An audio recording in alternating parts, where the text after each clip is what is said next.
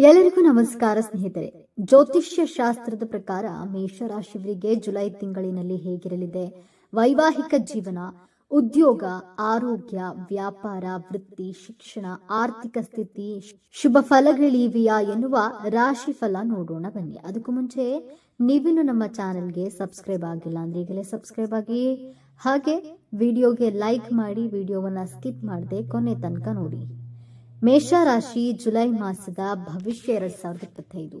ಈ ತಿಂಗಳು ನಿಮ್ಮ ಆರೋಗ್ಯ ತುಂಬಾ ಚೆನ್ನಾಗಿರುತ್ತೆ. ಸಾಮಾಜಿಕ ಸ್ಥಾನಮಾನ ಮತ್ತು ಪ್ರತಿಷ್ಠೆ ಹೆಚ್ಚಾಗುತ್ತದೆ.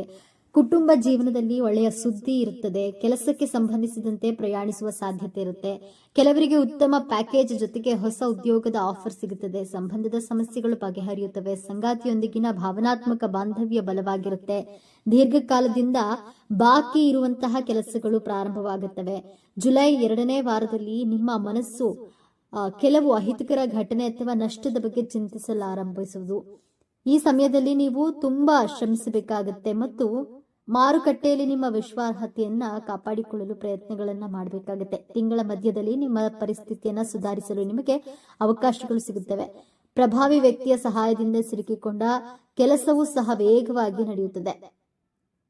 ತಿಂಗಳ ಉತ್ತರಾರ್ಧದಲ್ಲಿ ನಿರ್ದಿಷ್ಟ ಕೆಲಸದಲ್ಲಿನ ಅಡೆತಡೆಗಳು ಮತ್ತು ಅದರ ನಕಾರಾತ್ಮಕ ಫಲಿತಾಂಶಗಳಿಂದಾಗಿ ನೀವು ಅಸಮಾಧಾನಗೊಳ್ಳುತ್ತೀರಿ. ನಿಮಗೆ ಗುರುಬಲ ಇಲ್ಲ ಅಂದ್ರೆ ಗುರುಬಲ ಇಲ್ಲ. 3ನೇ ಮನೆಯ ಗುರು ಸಹ ಕೊಂಚ ಫಲವನ್ನ ನೀಡ್ತಾನೆ. ಸಾಡೆ ಸಾತಿ ಶುರುವಾಗಿದೆ, ಅದರ ಬಿಸಿ ಅನುಭವಕ್ಕೆ ಬರ್ತಿದೆ. ಆದರೆ ಈ ತಿಂಗಳ 20ರ ನಂತರ ರಾಹು 11ನೇ ಮನೆಯ ಲಾಭಸ್ಥಾನಕ್ಕೆ ಪ್ರವೇಶವಾಗೋದ್ರಿಂದ ಹಣಕಾಸಿನ ಹರಿವು ಉತ್ತಮವಾಗುತ್ತದೆ. ಯಾವುದೋ ಊಹಿಸದ ಮೂಲದಿಂದ ಹಣ ಒದಗಿ ಬರುತ್ತದೆ. ಶೇರ್ಸ್ನಲ್ಲಿ ಹಣ ಹೂಡಿದ್ರೆ ಲಾಭ ಬರುತ್ತದೆ. ಆರ್ಥಿಕ ಸ್ಥಿತಿ.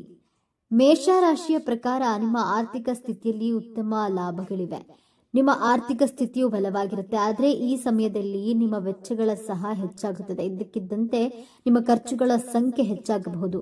ನೀವು ಈ ವೆಚ್ಚಗಳನ್ನ ನಿಯಂತ್ರಿಸದಿದ್ರೆ ಇದು ನಿಮ್ಮನ್ನ ಆರ್ಥಿಕ ಬಿಕ್ಕಟ್ಟಿನತ್ತ ಕೊಂಡೊಯ್ಯಬಹುದು.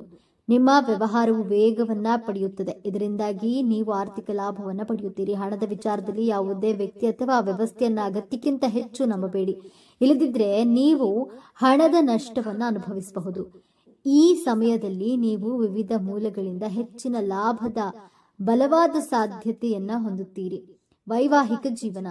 ನಿಮ್ಮ ವೈವಾಹಿಕ ಜೀವನ ಉತ್ತಮವಾಗಿರುತ್ತೆ. ನಿಮ್ಮ ಸಂಗಾತಿಯೊಂದಿಗೆ ಸಾಮರಸ್ಯವಿರುತ್ತದೆ. ಆರಂಭದಲ್ಲಿ ನಿಮ್ಮ ಸಂಬಂಧವು ಸಿಹಿಯಾಗಿರುತ್ತೆ. ವೈವಾಹಿಕ ಜೀವನಕ್ಕೆ ಪರಿಸ್ಥಿತಿಗಳು ಇನ್ನಷ್ಟು ಅನುಕೂಲಕರವಾಗಿರುತ್ತೆ.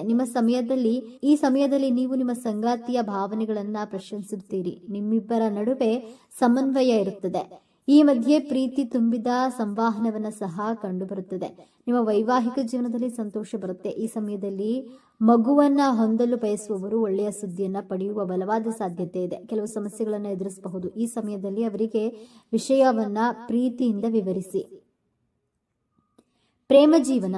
ಮೇಷರಾಶಿ, ನಿಮ್ಮ ಪ್ರೀತಿಯ ಜೀವನವು ಈ ತಿಂಗಳು ಸ್ಥಿರವಾಗಿರುತ್ತೆ.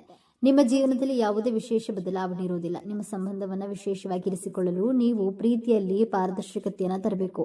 ನಿಮ್ಮ ಅಹಂಕಾರವು ನಿಮ್ಮ ಪ್ರೇಮಿಯೊಂದಿಗೆ ಘರ್ಷಣೆಗೆ ಒಳಗಾಗುವ ಸಂದರ್ಭಗಳು ಹಲವು ಬಾರಿ ಬರಬಹುದು. ಆದ್ದರಿಂದ ಪ್ರೀತಿಯಲ್ಲಿ ಅಹಂಕಾರಕ್ಕೆ ಸ್ಥಾನ ನೀಡಬೇಡಿ.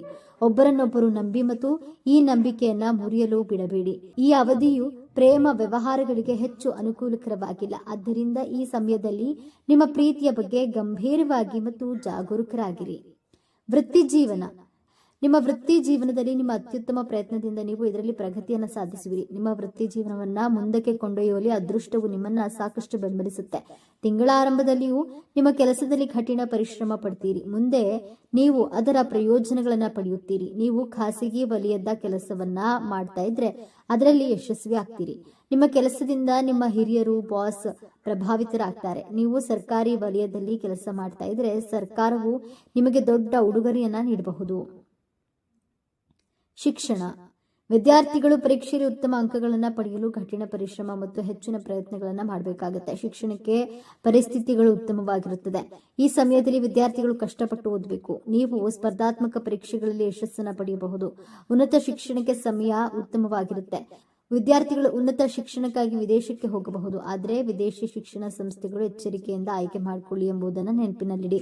ಇಂಜಿನಿಯರಿಂಗ್ ಮತ್ತು ಮೆಡಿಸಿನ್ ಕ್ಷೇತ್ರಕ್ಕೆ ಹೋಗುವ ವಿದ್ಯಾರ್ಥಿಗಳಿಗೆ ವಿಶೇಷವಾಗಿರಲಿದೆ. ಆದ್ದರಿಂದ ಶ್ರಮಿಸಿ, ಅದೃಷ್ಟವು ನಿಮ್ಮನ್ನ ಬೆಂಬಲಿಸುತ್ತೆ. ಆರೋಗ್ಯ. ಮೇಷರಾಶಿಯ ಜನರ ಆರೋಗ್ಯವು ಈ ತಿಂಗಳಿನಲ್ಲಿ ಏರಿಳಿತಗಳಿಂದ ಕೂಡಿರುತ್ತೆ. ಆರೋಗ್ಯಕರ ಜೀವನದಲ್ಲಿ ನೀವು ಮಿಶ್ರ ಫಲಿತಾಂಶಗಳನ್ನು ಪಡೆಯುತ್ತೀರಿ. ನಿಮ್ಮ ಆರೋಗ್ಯದ ಬಗ್ಗೆ ನೀವು ಗಂಭೀರವಾಗಿರಬೇಕು. ಆರಂಭದಲ್ಲಿ ನೀವು ಆರೋಗ್ಯ ಪ್ರಯೋಜನಗಳನ್ನು ಪಡೆಯುತ್ತೀರಿ. ಈ ಸಮಯದಲ್ಲಿ ಸಣ್ಣ ಒತ್ತಡವನ್ನು ಬಿಟ್ಟರೆ ನಿಮ್ಮ ಆರೋಗ್ಯವು ಉತ್ತಮವಾಗಿರುತ್ತದೆ. ನೀವು ಶಕ್ತಿಯುತವಾಗಿರ್ತೀರಿ ಮತ್ತು ನಿಮ್ಮ ಕೆಲಸವನ್ನ ಉತ್ಸಾಹ ಮತ್ತು ಉತ್ಸಾಹದಿಂದ ಮಾಡುತ್ತೀರಿ. ಉತ್ತಮ ಆರೋಗ್ಯದಿಂದಾಗಿ ನಿಮ್ಮ ವ್ಯಕ್ತಿತ್ವವು ಸುಧಾರಿಸುತ್ತೆ. ನಿಮ್ಮ ವ್ಯಕ್ತಿತ್ವವು ಜನರನ್ನು ಆಕರ್ಷಿಸುತ್ತದೆ. ನಿಮ್ಮ ಜೀವನ ಶೈಲಿಯಲ್ಲಿ ಸರಿಪಡಿಸುವ ಬದಲಾವಣೆಗಳಿರುತ್ತದೆ. ಇದಕ್ಕಾಗಿ ನೀವು ಶುದ್ಧ ಆಹಾರವನ್ನು ಸೇವಿಸಬೇಕು. ಈ ಸಮಯದಲ್ಲಿ ನೀವು ಕೆಲವು ವೈಯಕ್ತಿಕ ಸಮಸ್ಯೆಗಳಿಂದ ಮಾನಸಿಕ ಒತ್ತಡವನ್ನು ಹೊಂದಿರಬಹುದು. ಈ ಒತ್ತಡವು ನಿಮ್ಮನ್ನ ಆಳಲು ಬಿಡಬೇಡಿ. ವೃತ್ತಿಯ ದೃಷ್ಟಿಕೋನದಿಂದ ಈ ತಿಂಗಳು ನಿಮಗೆ ಅನುಕೂಲಕರವಾಗಿರುವ ಬಲವಾದ ಅವಕಾಶಗಳಿವೆ. ನಾವು ಕೆಲಸದ ದೃಷ್ಟಿಕೋನದ ಬಗ್ಗೆ ಮಾತನಾಡಿದ್ರೆ 10ನೇ ಮನೆಯ ಅಧಿಪತಿ ಶನಿಯು ಹಿಮ್ಮುಖ ಸ್ಥಿತಿಯಲ್ಲಿ 11ನೇ ಮನೆಯಲ್ಲಿ ಇರ್ತಾನೆ. ತನ್ನದೇ ಆದ ರಾಶಿಚಕ್ರದಲ್ಲಿ ಅಂದ್ರೆ ಕುಂಭ ರಾಶಿಯಲ್ಲಿ ನಿಮ್ಮ ಕೆಲಸದ ಸ್ಥಳದಲ್ಲಿ ನೀವು ತುಂಬಾ ಶ್ರಮಿಸುತ್ತೀರಿ. ನಿಮಗೆ ಹೊಸ ಯೋಜನೆಗಳನ್ನ ನೀಡಲಾಗುವುದು. ಅದನ್ನು ನೀವು ಹೆಚ್ಚಿನ ಸಮರ್ಪಣೆಯೊಂದಿಗೆ ಪೂರ್ಣಗೊಳಿಸುತ್ತೀರಿ. ನಿಮ್ಮ ಶ್ರಮವನ್ನ ಎಲ್ಲರೂ ನೋಡ್ತಾರೆ ಮತ್ತು ನಿಮ್ಮ ಕೆಲಸವನ್ನ ಬಹಳ ಒಳ್ಳೆಯ ರೀತಿಯಲ್ಲಿ ಮಾಡ್ತೀರಿ ಮತ್ತು ಅವುಗಳನ್ನ ಸಮಯಕ್ಕೆ ಪೂರ್ಣಗೊಳಿಸುತ್ತೀರಿ. ಈ ಕಾರಣದಿಂದಾಗಿ ನಿಮ್ಮ ಆರೋಗ್ಯದ ಬಗ್ಗೆ ನೀವು ಕಾಳಜಿ ವಹಿಸುವುದಿಲ್ಲ. ಆದರೆ ನಿಮ್ಮ ಕೆಲಸದ ನಡುವೆ ನೀವು ವಿಶ್ರಾಂತಿ ತೆಗೆದುಕೊಳ್ಳಬೇಕು. ಇಲ್ಲದಿದ್ದರೆ ನಿಮ್ಮ ಆರೋಗ್ಯವು ಹದಗೆಡಬಹುದು. ನೀವು ಕಾರ್ಯನಿರತರಾಗಿರ್ತೀರಿ ಮತ್ತು ಈ ಪರಿಸ್ಥಿತಿಯು ನಿಮ್ಮ ಕೆಲಸಕ್ಕೆ ತುಂಬಾ ಒಳ್ಳೆಯದು ಮತ್ತು ನಿಮ್ಮ ಹಿರಿಯ ಅಧಿಕಾರಿಗಳು ಸಹ ಕಠಿಣ ಕೆಲಸವನ್ನು ನಿರ್ಲಕ್ಷಿಸಲು ಸಾಧ್ಯವಾಗುವುದಿಲ್ಲ. ತಿಂಗಳ ಮೊದಲಾರ್ಧ ನಿಮ್ಮ ಜನ್ಮ ಚಾರ್ಟ್ನ 10ನೇ ಮನೆಯಲ್ಲಿ ಸೂರ್ಯ ಸಂಪೂರ್ಣ ಅಂಶವಿರುತ್ತದೆ.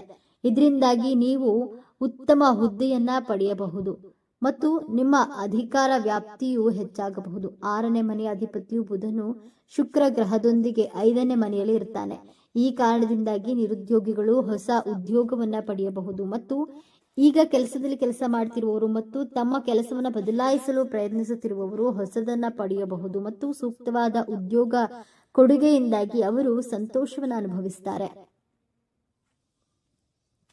ಸೂರ್ಯನು ಸಿಂಹರಾಶಿಗೆ ಸಾಗುತ್ತಾನೆ. ಈ ಕಾರಣದಿಂದಾಗಿ ನೀವು ಸ್ವಾಭಿಮಾನಕ್ಕಾಗಿ ನಿಮ್ಮ ಹಿರಿಯ ಅಧಿಕಾರಿಗಳೊಂದಿಗೆ ಜಗಳವಾಡಬಹುದು. ಆದ್ದರಿಂದ ನೀವು ಎಚ್ಚರಿಕೆಯಿಂದ ಇರಬೇಕು ಮತ್ತು ಸಾಧ್ಯವಾದರೆ ಇವುಗಳನ್ನ ತಪ್ಪಿಸಬೇಕು. ನಿಮ್ಮ ಬೆಂಬಲಿಗರು ಮತ್ತು ಸಹೋದ್ಯೋಗಿಗಳು ಕೆಲಸದ ಸ್ಥಳದಲ್ಲಿ ನಿಮ್ಮೊಂದಿಗೆ ಇರ್ತಾರೆ ಮತ್ತು ಸಹಾಯ ಮಾಡ್ತಾರೆ. ಶುಕ್ರನು ಕನ್ಯಾ ರಾಶಿಗೆ ಸಾಕ್ತಾನೆ. ಈ ಕಾರಣದಿಂದಾಗಿ ನಿಮ್ಮ ಕೆಲಸದ ಸ್ಥಳದಲ್ಲಿ ಕಠಿಣ ಕೆಲಸ ಮಾಡುವಾಗ ನೀವು ಕೆಲವು ವಿರೋಧಿಗಳನ್ನು ಎದುರಿಸಬೇಕಾಗಬಹುದು. ಆದ್ದರಿಂದ ತಿಂಗಳ ದ್ವಿತೀಯಾರ್ಧದಲ್ಲಿ ನಿಮ್ಮ ಕೆಲಸದ ಸ್ಥಳದಲ್ಲಿ ನೀವು ತುಂಬಾ ಜಾಗರೂಕರಾಗಿರಬೇಕು. ವ್ಯಾಪಾರ ಜಗತ್ತಿಗೆ ಸೇರಿದ ಮೇಷರಾಶಿಯ ಸ್ಥಳೀಯರಿಗೆ ಈ ತಿಂಗಳು ತುಂಬಾ ಅನುಕೂಲಕರವಾಗಿರುತ್ತೆ. ಸ್ನೇಹಿತರೆ, ಮಾಹಿತಿ ನಿಮಗೆ ಇಷ್ಟವಾಗಿದ್ದಲ್ಲಿ ದಯವಿಟ್ಟು ಶೇರ್ ಮಾಡಿ, ಲೈಕ್ ಮಾಡಿ ಮತ್ತು ನಮ್ಮ ಚಾನೆಲ್ಗೆ ಸಬ್ಸ್ಕ್ರೈಬ್ ಮಾಡಿಕೊಳ್ಳಿ. ಎಲ್ಲರೂ ಭಕ್ತಿಯಿಂದ ಓಂ ನಮಃ ಶಿವಾಯ ಅಂತ ಕಾಮೆಂಟ್ ಮಾಡಿ. ಧನ್ಯವಾದಗಳು.